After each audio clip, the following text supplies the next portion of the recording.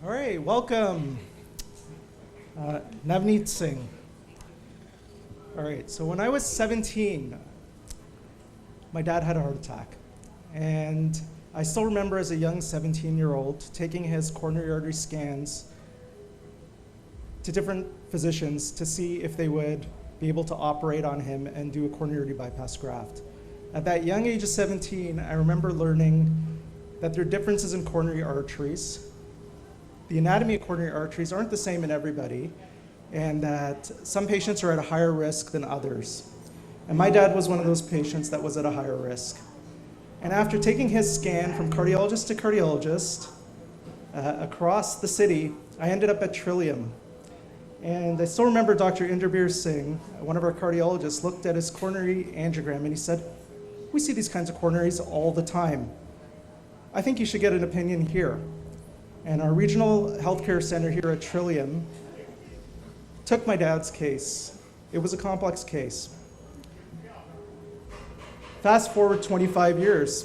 He's now a grandfather, enjoying the company of my own children, these three guys. And when I look at my own kids now, my 8-year-old son, I think I was only a few years older than him when I was taking my dad's coronary artery scans across the city to get an opinion and see if anybody would be able to save his life. Now I'm a radiologist. And as a radiologist, there's an opportunity to be a part of screening in medicine and to take care of patients with coronary artery disease. Since some of you may not be familiar with radiology, I'll just share a little bit about my path. So after doing 4 years of medical school, I also did a 5-year residency, which helps you specialize in medical imaging and radiology. I personally had an interest in atherosclerosis and coronary artery disease, and so I spent another few years getting some advanced training in imaging techniques around coronary artery disease and atherosclerosis. I also spent a fair bit of time becoming a public health professional. My goal has always been to sort of implement community programs that are effective for our patients at some point. How's everyone doing? So, what do I do day to day? So as a radiologist in the hospital, day to day, we do a wide variety of procedures and imaging. So we obviously read x-rays, CT, MRI for adults, for children.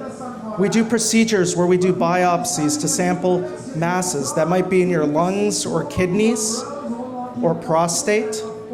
We see patients through the emergency department where we might do imaging on them like stroke studies to identify patients that need endarterectomy or some sort of treatment.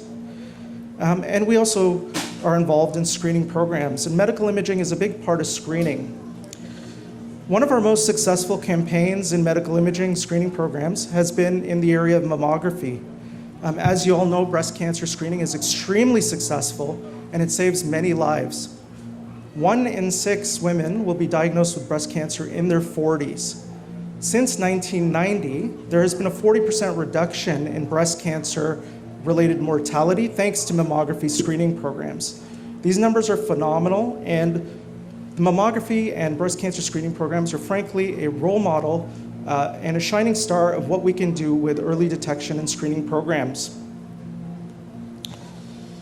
So I think there's an opportunity for early disease detection also in coronary artery disease. Screening is extremely important in coronary artery disease or heart attacks because symptoms don't always present the same.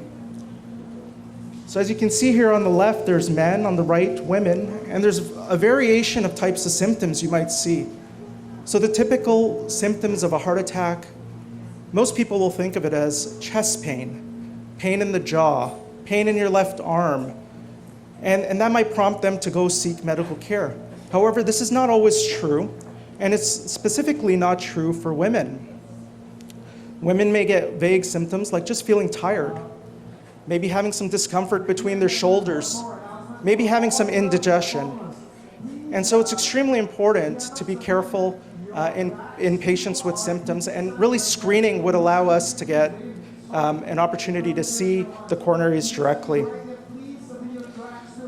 Okay, so most are familiar, I think, with risk factors that are associated with coronary artery disease. Common things which we know we can do to improve to reduce our risk of heart attacks are things like having a healthy diet. And Dr. Uden gave a great talk about risk factors. Many of them overlap with cancer. Making sure you exercise. As Dr. Uden already said, sitting is the new smoking. Reducing your mental stress, and also having regular screening with your family doctors to look at things like your blood cholesterol levels to see if there's other ways we can help improve any issues related to blood sugar and so on.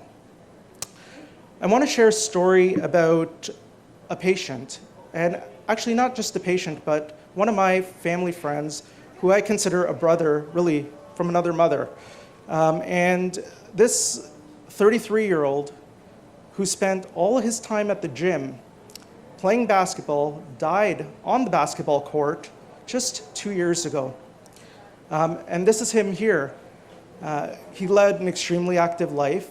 He didn't have any of your classic risk factors, and yet he dropped dead from a heart attack at the age of 33. So obviously, as a scientist, as a physician, I had to ask why. And we started looking for reasons as why a young person that's only 33 years old drops dead on a basketball court. And so there's a lot of research evolving in this area, but perhaps it's no surprise to some of you that South Asians in particular, areas that are highlighted in red on this map, are at a very high risk of coronary artery disease. Now that's the bad news, but here's the good news. We're doing an amazing job with advancements in imaging which allow us to see coronary artery disease directly. So here I'm showing you an example of coronary artery CT, a cardiac CT, a non-invasive test. And I'm just going to walk over to the screen here to point for just a minute to a plaque. See that shiny area there? And that's showing you a coronary plaque, which, now that we know the patient has, we can treat accordingly.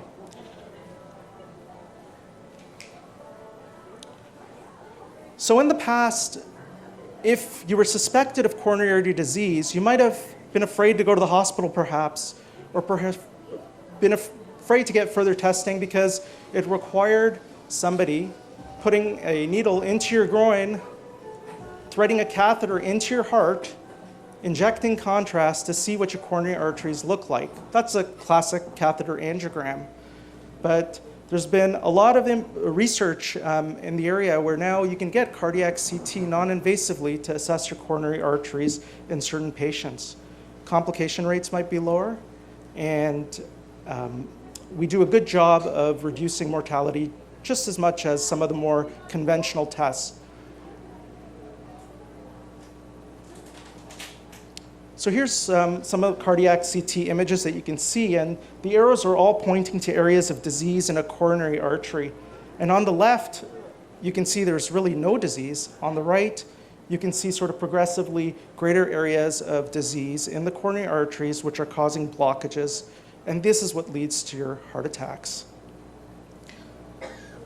So here's a couple examples of cardiac CT and a conventional angiogram at the top. And you can see the remarkable anatomical detail you can provide, and you can sort of outline anatomy of your coronary arteries.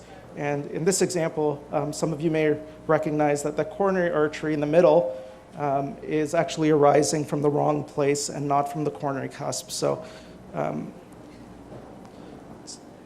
okay, so over the past 20 years or so, I've spent a lot of time thinking about atherosclerosis. It's sort of the area of my research interests. And a couple of the questions we've always asked are, why are some of the differences there that we see between men and women? Why do women present differently than men for heart attacks?